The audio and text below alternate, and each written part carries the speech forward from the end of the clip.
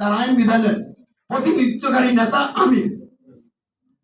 আমি সারা দুনিয়ার সকল মানুষকে মানবিক মর্যাদা দিয়ে সকলকে সাথে নিয়ে কল্যাণকর সমাজ রাষ্ট্র গঠন করতে চাই।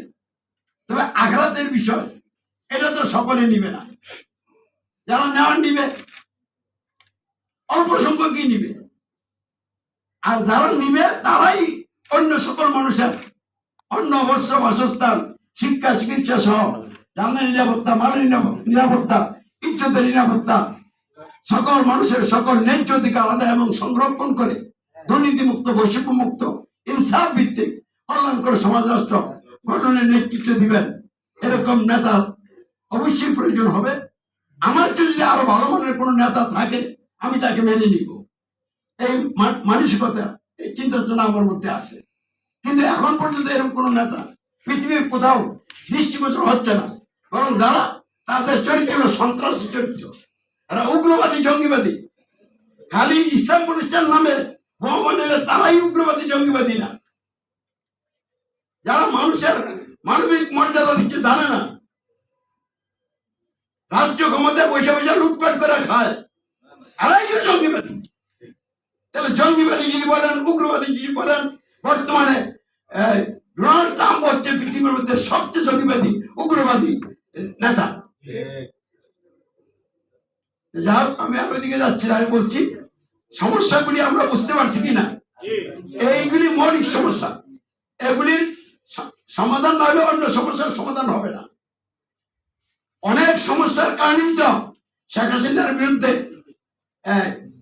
যে বলিষ্ঠ শাসক এবং একনায়ক হয়ে গেছিল, ফেসিবাদী তরিকা দেশ চালাইতেছিল, তার বিরুদ্ধে আন্দোলন করে তাকে ক্ষমতাচ্যুত করে এখন যারা ক্ষমতা আসলো তারা কি মৌলিক সমস্যা থেকে বের হয়েছে? ডক্টর ইউনূস সাহেব কি গণতন্ত্র ত্যাগ করছে? তিনি কি আল কোরআনকে সংবিধান হিসেবে গ্রহণ করেছেন? করেন নাই। তাহলে মৌলিক সমস্যা তো রয়ে গেছে। খেয়াল করছেন কোরআন বিধি সংবিধান প্রতিষ্ঠিত আছে কিনা?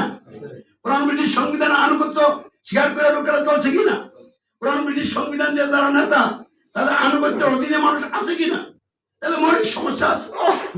এখন ত্রয়োদশ জাতীয় সংসদ নির্বাচন, দুইটা জোট প্রতিযোগিতায় নেমেছে ক্ষমতা যাওয়ার জন্য।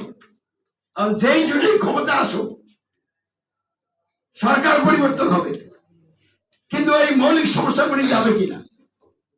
তারা যে নিশ্চিত যদি তারা সরকার গ্রহণ করে, তারা কি গণতন্ত্র অমান্য করে, গণতন্ত্রের ভিত্তিতে রচিত আল কোরআন সংবিধানকে অমান্য করে, ইসলামকে সমাজ রাষ্ট্রের জন্য ব্যবস্থা হিসেবে গ্রহণ করে, কোরআনকে সংবিধান মেনে কোরআন আইন বিধান দিয়া রাষ্ট্র পরিচালনা করবে, তাহলে মৌলিক সমস্যা থেকে তো তারাও বের হলো না।